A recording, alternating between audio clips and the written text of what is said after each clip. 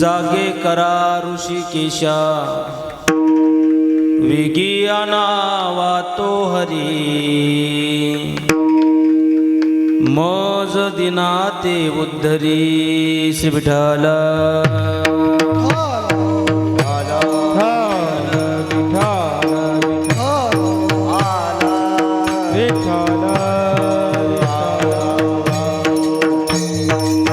Quantity sound system quality दा पखवाजे quality कीर्तनकार सुद्धा अतिशय सुंदर आपण कीर्तन घेतली.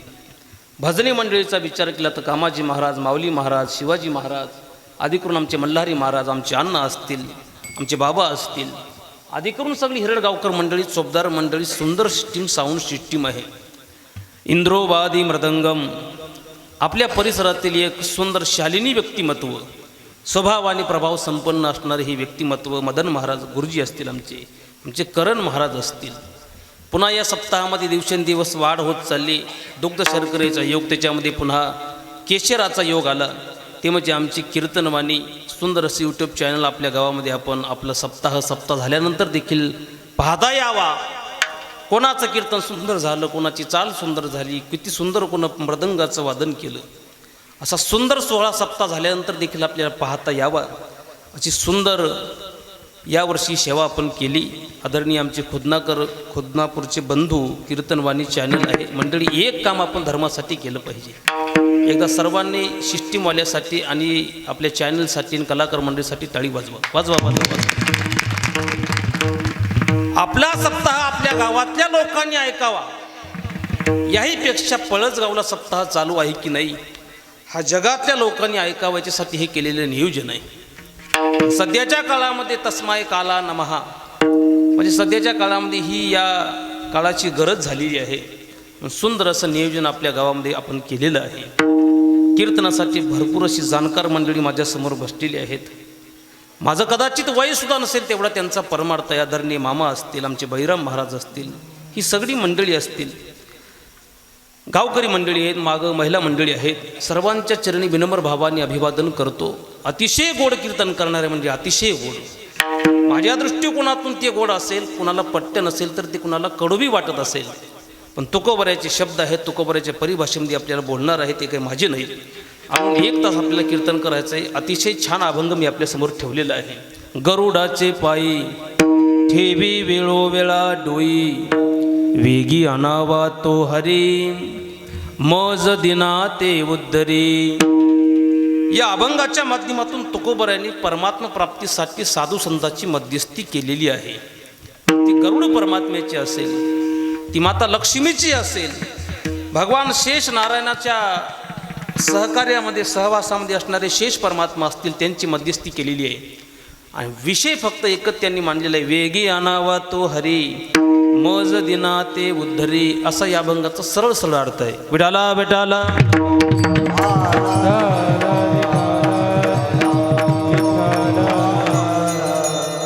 थोडं माझ्याकडे लक्ष द्या म्हणजे माझं आपल्याला कीर्तन कळेल. जगाच्या पाठीवर 2000 पंथ आहेत मंडळी. सध्याच्या काळात 2000 पंथ सध्या जगामध्ये आहेत.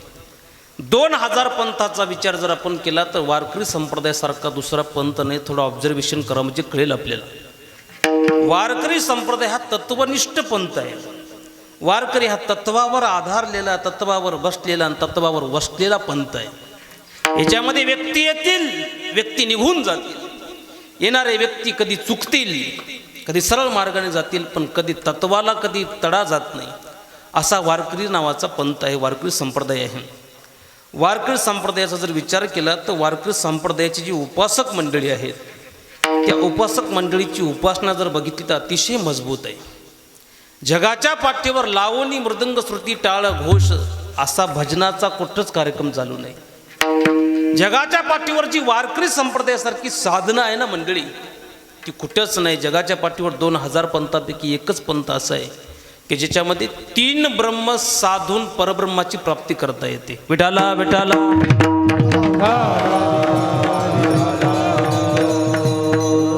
वारकऱ्याचं भजन, वारकऱ्याची उपासनामध्ये 3 ब्रह्माची साधना आहे. लावणी, मृदंग, श्रुती, टाळ, घोष. मृदंग श्रुती, श्रुती म्हणजे हार्मोनियम नाही, श्रुती म्हणजे विना. आणि टाळ घोष, हा जो टाळाचा घोष आहे, हा मृदंगाचा ताल आहे. आणि श्रुतीचा विण्याचा जो स्वर आहे, तो स्वर जो आहे तो स्वर ब्रह्म आहे. टाळाच्या माध्यमातून निघणारा जो आहे ना, तो नाद ब्रह्म आहे.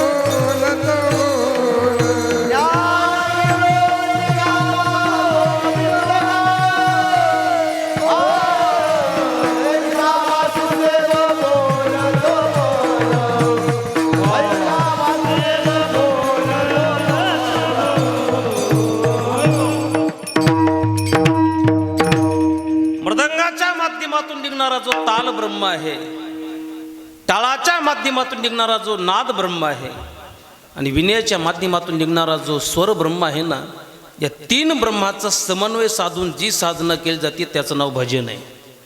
आणि भजन आपल्या गावात गेली 15 वर्षापासून चालू आहे. परब्रह्म प्राप्तीसाठी ज्या तीन ब्रह्माचा समन्वय साधला जातो का, त्याचं नाव भजन आहे. आणि भजन इतक्या प्रेमानं केलं पाहिजे मंडळी.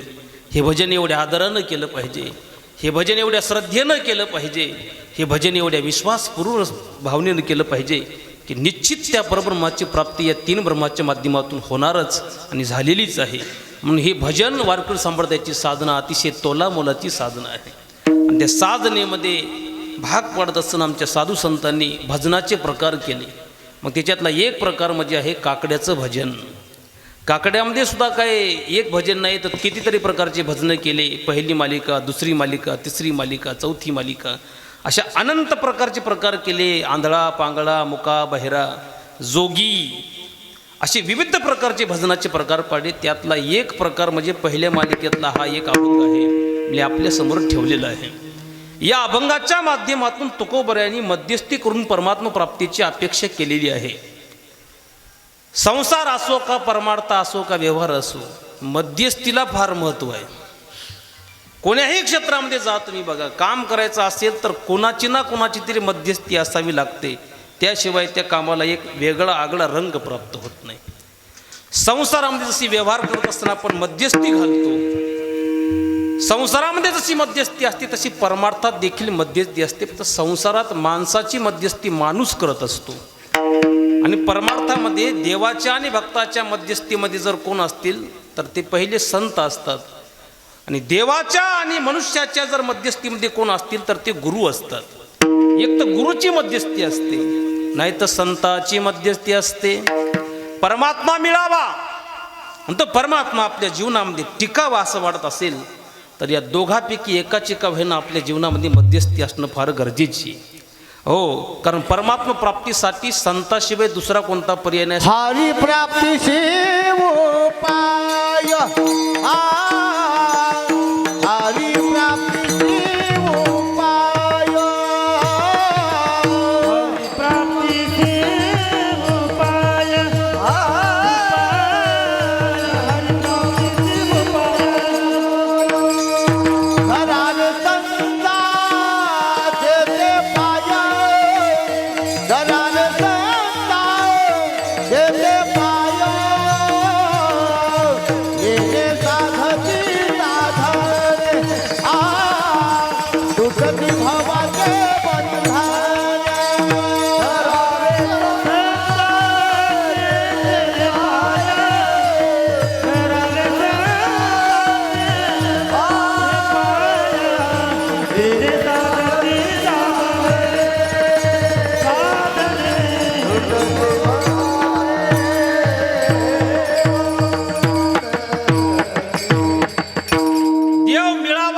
आपल्या जीवनामध्ये टिकावा, त्याचा संयोग व्हावा असं वाटत असेल तर त्याच्या जीवनामध्ये एक तर गुरु असावा, नाही तर संत असावे. बरं का मंडळी, परमार्थ करत असताना कोण्यातरी माणसाला मध्यस्थी घालून केलं पाहिजे. एक तर त्याच्या जीवनात गुरु असला पाहिजे, नाही तर कुठला तरी साधू किंवा संत असला पाहिजे. जसं की लग्न व्हावं आणि ते लग्न पती पत्नीच्या नात्यातून टिकावं आणि त्या लग्नाचं फळ प्राप्त व्हावं, याच्यासाठी आपण लग्नामध्ये कुणाची तरी मध्यस्थी घालत असतो, हे की नाही? नाही तर लग्न झालं आणि एका महिन्यामध्ये हळदीचा डागही निघाला नाही तरी घटस्फोट झाला तर त्या लग्नाला काय अर्थ असतो का? नाही नाही नाही. लग्न व्हावं, ते लग्न पती पत्नीच्या नात्यातून टिकावं आणि त्या लग्नाचं फळ भेटावं. लग्नाचं फळ कशानं भेटतं तर त्या विवाहामध्ये पुत्रप्राप्ती व्हावी, ग्रस्ती जीवनामध्ये त्याला संतती जन्माला यावी, तर त्या लग्नाचं फळ आहे ते फळ त्याच्या जीवनामध्ये पडावं, याच्यासाठी ते लग्न टिकावं. म्हणजे लग्न टिकवण्यासाठी पूर्वीच्या काळात लोक मध्यस्थी घालायची आणि ते लग्न टिकायचं.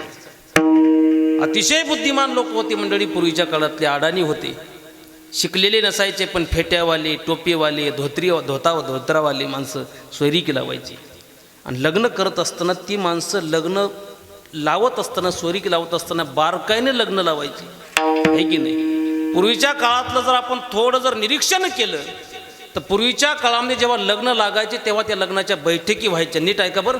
आणि बैठकी झाल्याच्या नंतर गावातली जाणकार माणसं याच्यावर विचार करायची आणि विचार केल्याच्या नंतर जाणकार लोकांना त्या मुलाचा आणि त्या मुलीचा स्वभाव माहिती असायचा, त्या दोनही घराचं वागणं माहिती असायचं, त्या दोनही घराचा आचार विचार माहिती असायचा आणि त्या दोन घरामध्ये संबंध लावले जायचे, नातं लावल्या जायचं आणि ते नातं शेवटपर्यंत टिकायचं. दोनही लोकांचा स्वभाव माहिती असायचा, वागणं माहिती असायचं, ते नातं टिकायचं. आता सध्याच्या काळामध्ये ती प्रथा नसल्यामुळं सध्या जर तुम्ही कोर्टात जाऊन बघितलं तर ज्याचे प्रकरणं जास्त आहेत त्याचं नाव आहे डिवॉर्स. आणि म्हणून याला काही मतलब नाही, लग्न व्हावं, ते टिकावं आणि त्या लग्नाचं फळ प्राप्त व्हावं संततीच्या माध्यमातून, तसा देव मिळावा, आपल्या जीवनामध्ये टिकावा, आपला परमार्थ सुरू व्हावा.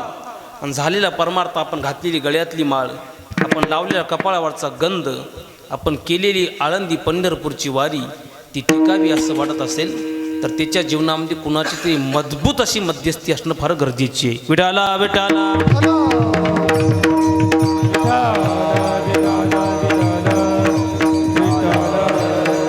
समष्टी दृष्टिकोनातून विचार केला तर समष्टी दृष्टिकोन असा सांगतो की जगाची आणि देवाची जेव्हा मध्यस्थी करतात तेव्हा ती संत असतात, आणि जेव्हा एका व्यक्तीची आणि देवाची मध्यस्थी करतात तेव्हा ती कधी कधी गुरु असतात किंवा संत असतात.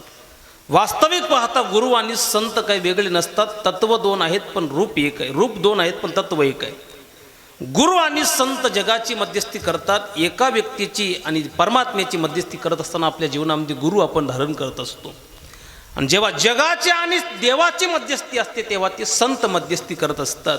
आणि संताच्या माध्यमातून आलेला परमात्मा, गुरुच्या माध्यमातून आपल्या जीवनात सुरू झालेला परमार्थ तो टिकत असतो. आणि मग कुणं जर गुरु केला नसेल मंडळी तर गुरु करा आणि त्या गुरुच्या माध्यमातून आपला परमार्थ सुरू करा. कुणाच्या तरी मध्यस्थीनं आलेला परमात्मा, कुणाच्या तरी मध्यस्थीनं सुरू झालेला परमार्थ हा शेवटपर्यंत टिकत असतो. आणि म्हणून तुकोबऱ्यांनी मध्यस्थी घालण्याचा कार्यक्रम सुरू केला. चारही चरणाचा जर आपण विचार केला तर या 3 चरणामध्ये मध्यस्थी केलेली आहे. गरुडाचे पायी मध्यस्थी, पाय लक्ष्मीच्या हाती मध्यस्थी, तुका म्हणे शेषा जागे करा ऋषिकेशा. या 3ही चरणामध्ये मध्यस्थी तुकोबऱ्यांनी केलेली आहे. का तर मध्यस्थी वाचून झालेला सुरू झालेला परमार्थ, मध्यस्थी वाचून त्याच्या जीवनात प्राप्त झालेला परमात्मा कधी टिकत नसतो. विठाला विठाला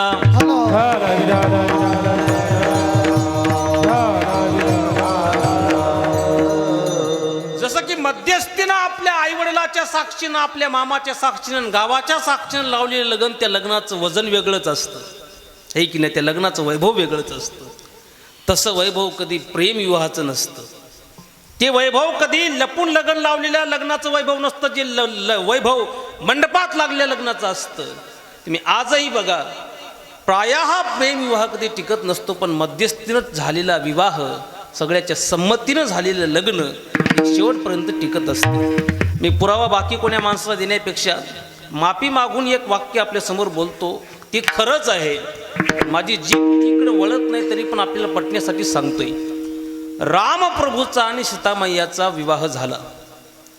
रामप्रभू जेव्हा विश्वामित्रासोबत निघाले यज्ञासाठी, त्या विश्वामित्राला निमंत्रण होतं, राजा दशरथाला नव्हतं सीतेच्या स्वयंवराचं.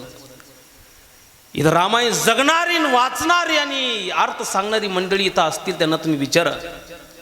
रामप्रभूला निमंत्रण नव्हतं सीता स्वयंवराचं, राजा दशरथाला देखील नव्हतं. निमंत्रण फक्त विश्वामित्राला होतं. विश्वामित्रासोबत गेलेले राजा राघव रामप्रभू तिकडं गेले. सीतेनं रामाकडं बघितलं, राजा दशरथांना रामप्रभूकडं बघितलं. आणि जेव्हा रामप्रभूकडं बघितल्या विश्वामित्राला विचारलं, कोण आहेत हे दोन बालक सांगा ना. हे गुरुकुलाचे बालक आहेत का राजघराण्याचे पालक आहेत? तेव्हा विश्वामित्रानं परिचय करून दिलाय की हे दशरथाचे ज्येष्ठ पुत्र श्रीराम आहेत, हे लक्ष्मण आहेत. तेव्हा राजा जनकाच्या मनामध्ये थोडीफार अशी एक कल्पना जन्माला आली की इतके सुंदर सुकुमार जर लेकरं राजा दशरथाच्या घरी जन्माला आले असतील, वास्तविक पाहता हे लेकर माझ्या घरी जन्माला यायला पाहिजे होते, माझ्या घरी या लेकरांनी जन्म घ्यायला पाहिजे होता, असं त्याच्या मनामध्ये आलं. पण मनामध्ये विचार आला, असे पोरं जरी माझ्या घरी जन्माला आले नसले तरी माझ्या आता हे पोरं माझे जावई मात्र होऊ शकतात. आणि मग त्यानं मनातल्या मनात ठरवलं, राजा जनकानं घोषणा तर केली पण ठरवलं, मनात संकल्प केला राजा राघव परमात्म्याकडे बघून.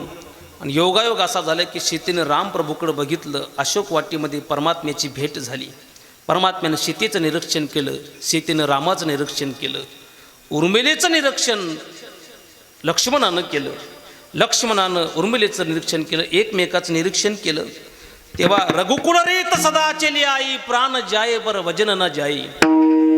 राजा रामप्रभूचे शब्द आहेत मंडळी, तुम्ही रामायण बघा तुम्ही. राजा रामप्रभूचे शब्द आहेत, लक्ष्मण, कदाचित जर वायुदेवता अत्यंत वेगानं धावत असेल आणि आपल्या रघुकुलातली एखादी स्त्री जर एखाद्या वृक्षाखाली शयन करत असेल तर त्या स्त्रीची कधी अवहेलना होता कामा नये. त्या वायुदेवतेला प्रार्थना करणारी आपली अशी रघुकुल रीत सदाची आई, प्राण जाय पर वचन ना जाय, अशी रीतिरिवाज आपल्या परंपरेची आहे. पण काय माहीत माझ्या मनामध्ये हा विचार आला. आणि मग राजा रामप्रभूंनी आणि सीताबाईनं राजा रामप्रभूचं स्वयंवर स्वीकारलं आणि रामप्रभूचा आणि सीतामायेचा विवाह संपन्न झाला. या विवाहामध्ये राजा दशरथ नव्हते, या विवाहामध्ये विश्वामित्र होते. पण जेव्हा रामप्रभूचा आणि सीतेचा विवाह संपन्न झाला मंडळी, देवासारखा नवरा भेटून सुद्धा सीतेच्या जीवनाचं थोडं निरीक्षण करा. मला म्हणायचं काय, मध्यस्थीनं झालेला विवाह किती फलिद्रूप होतो, मध्यस्थी वाचून झालेला विवाह नेमका काय फळ देतो याचं निरीक्षण करा. भगवान श्रीकृष्ण परमात्म्याचा रुक्मिणी मातेचा विवाह झाला. भागवतात गोड कथा येते. कृष्ण कधी बघितला नव्हता, पण कृष्ण परमात्म्याचं फक्त रूप तिनं ऐकलं होतं. तो कसा आहे, दिसायला कसा आहे, हसायला कसा आहे, त्याचा पितांबर कसा आहे, त्याचं रूप कसं आहे. तिनं ठरवलं लग्न करील तर कृष्ण परमात्म्यासोबत करील. श्रीकृष्ण नवराम मीची नवरी, शिशुपाल नवराम मी नवरी. शिशुपाल नवरदेव असेल तर मी नवरी, म्हणजे मी त्याला वरणार नाही. आणि कृष्ण परमात्मा नवरदेव असेल तर मीची नवरी, हे रुक्मिणी मातेचे शब्द आहेत. परिणाम असं झाला, तिनं प्रेमपत्र पाठवलं आणि कृष्ण परमात्म्यानं ते प्रेमपत्र वाचवलं. कृष्ण परमात्मा निघाले रुक्मिणी मातेला आणण्यासाठी. रुक्मिणी मातेला घेऊन आले. विवाह संपन्न झाला मंडळी. त्यांचं तेव्हा लग्न लागलं आणि तेव्हापासून बिघडलं तर अजूनही बिघडलेलंच आहे. तुम्ही जर कधी गोकुळात मथुरेमध्ये वृंदावनात गेलात तर वृंदावनामध्ये गोकुळामध्ये आजही कृष्ण परमात्म्याच्या बाजूलाच रुक्मिणी आहे. आणि तुम्ही जर कधी पंढरपूरला गेलात तर रुक्मिणी देवाजवळ आहे का देवापासून दूर आहे? बोला की. रुक्मिणीचं वेगळं मंदिर आहे आणि विठ्ठलाचं वेगळं मंदिर आहे. काय वैभव असतं त्या लग्नाचं मंडळी. लग्न व्हावं, ते टिकावं. कदाचित मी सांगत असतो, मागा आता माझी कथा वजऱ्याला झाली, मी त्या कथेमध्ये सांगितलं तिथं तरुण मंडळी भरपूर होते. मी सांगितलं पोरीनं लग्न ते मस्त असतं ज्या लग्नामध्ये आपली आई असते.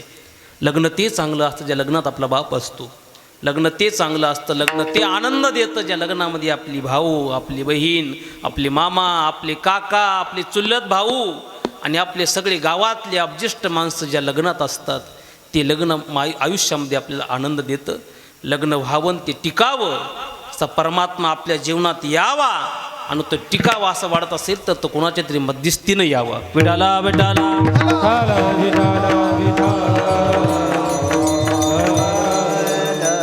काही लोक म्हणतील आम्हाला काय गुरु करायची गरज आहे, आम्हाला काय कुणासमोर जाऊन पाया पडायची गरज नाही, आम्ही आमच्या जीवनाचा उद्धार आम्ही आमच्या हाताने करतो. तुकोबराय म्हणतात असा ज्यानं संकल्प केला तो कधी सुटला नाही, तो फसला. सुटायाचा काही करीना उपाय, सुटायाचा काही करीना उपाय, सुटायाचा काही करीना उपाय, सुटायाचा काही करीना उपाय, अधिकची पाय ओविये, अधिकची पाय ओविये.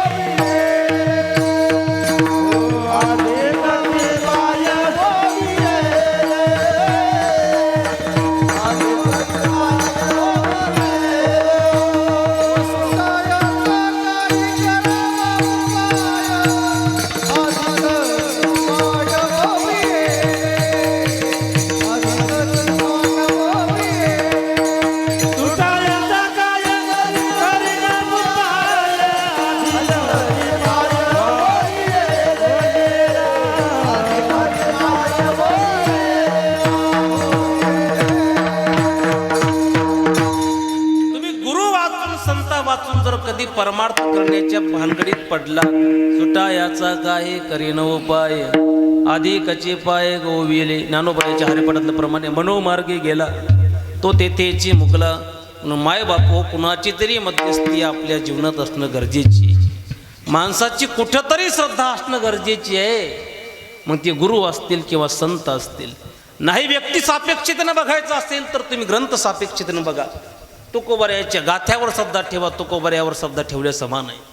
आणि म्हणून परमार्थ आपल्या जीवनामध्ये सुरू करत असताना तो परमात्मा यावा आणि तो टिकावा असं वाटत असेल तर गुरु किंवा संत असणं गरजेचं आहे. ज्याच्या ज्याच्या जीवनामध्ये गुरु वाचून संत वाचून किंवा मध्यस्थी वाचून परमात्मा प्राप्ती झाली त्याचा परमार्थ टिकला नाही. जरा नीट आहे का माझं बोलणं बरं. गोकुळातल्या लोकाला देव भेटला, भागवताचं थोडं निरीक्षण करा. गोकुळाच्या लोकांच्या अंतःकरणामध्ये आनंद निर्माण झाला आणि तो देवाच्या येण्याने झाला. पण गोकुळामध्ये देव जे गेले ना ते कोणाच्या मध्यस्थीने गेले नाही. गोकुळाच्या लोकांच्या अंतःकरणामध्ये परमार्थ किंवा गोकुळातल्या लोकाला परमात्म्याची प्राप्ती झाली ती मध्यस्थी वाचून झाली. प्रमाण सांगतो आपल्याला बघा तुम्ही. गोकुळातल्या लोकाला देव भेटला आणि देव भेटले भेटले गोकुळातलं वर्णन असं केले, गोकुळीच्या सुखा अंत पार नाही लेखा, बाळकृष्ण नंदा घरी आनंदल्या नरनारी. पण हे कुठपर्यंत, जोपर्यंत देव होते तोपर्यंत. पण याचा आनंद टिकला का बघा तुम्ही. 11 वर्षे 56 दिवसाचा कृष्ण परमात्मा गोकुळातल्या लोकांच्या डोळ्यात पाणी आणून त्यांना सोडून निघून गेला. गेला की नाही, का गेला त्याचं कारण सांगतो तुम्हाला मी, ऐका. गोकुळाच्या लोकाला देव भेटला पण मध्यस्थी वाचून भेटला. कारण गोकुळात स्वतःहून देव गेले. देव गेले म्हणण्यापेक्षा गोकुळात जाण्यासाठी आपल्या पितेला त्यांनी सांगितलं की मला इथं ठेवू नका, तर मला कुठं नेऊन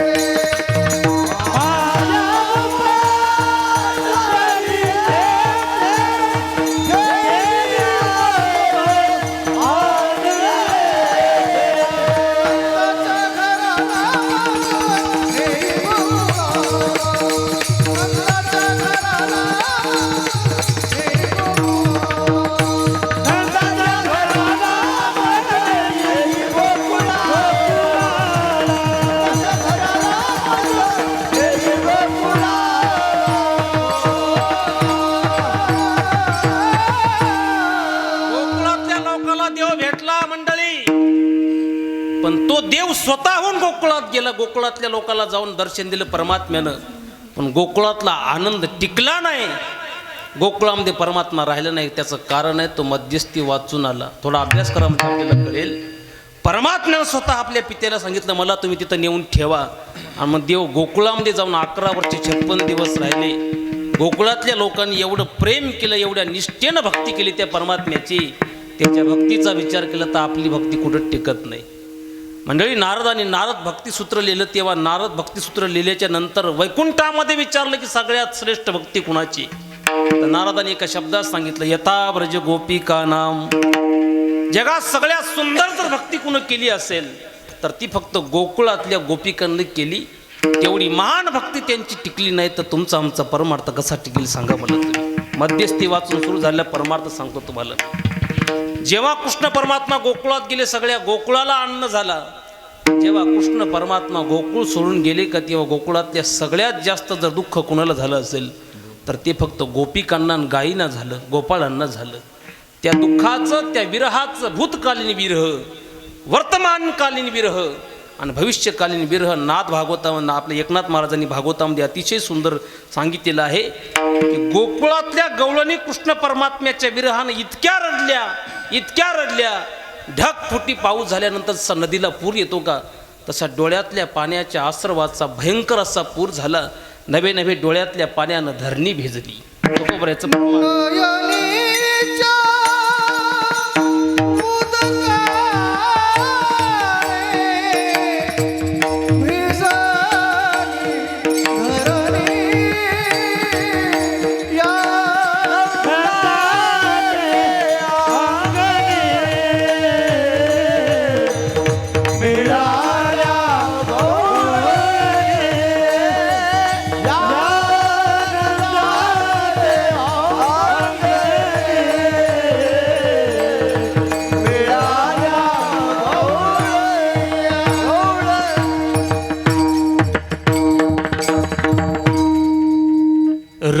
रती चढली वनमाळी आकांत गोकुळी, नयनेच्या उदकानी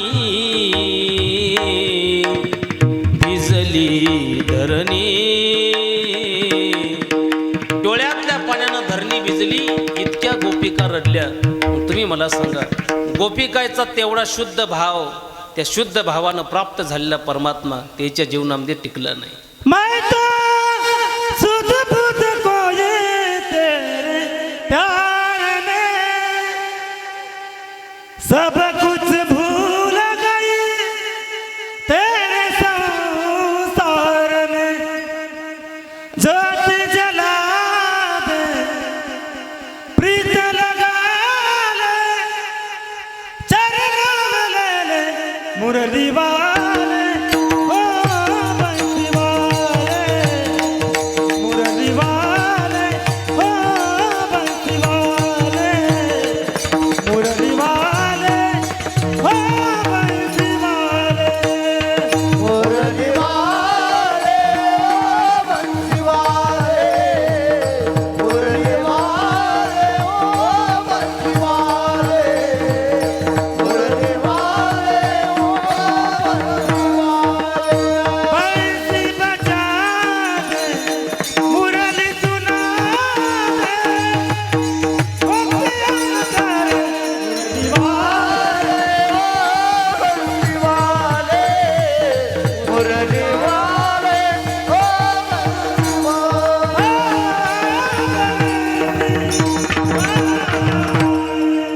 कबीर महाराजांनी कबीर साहित्य लिहिलं आणि कबीर साहित्य लिहिल्याच्या नंतर कबीर महाराजाची उदो उदो करायला लागली लोक.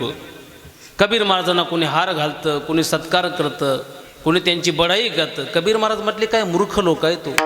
एक कबीर साहित्य मी लिहिलं तर जगाने माझा एवढा मोठा सन्मान करावा. सन्मान करणाऱ्या लोकांना कबीर महाराजांनी सांगायला सुरुवात केली. कबीर कबीर क्या कहते हो, जाओ यमुना के तीर, एक गोप की प्रेम में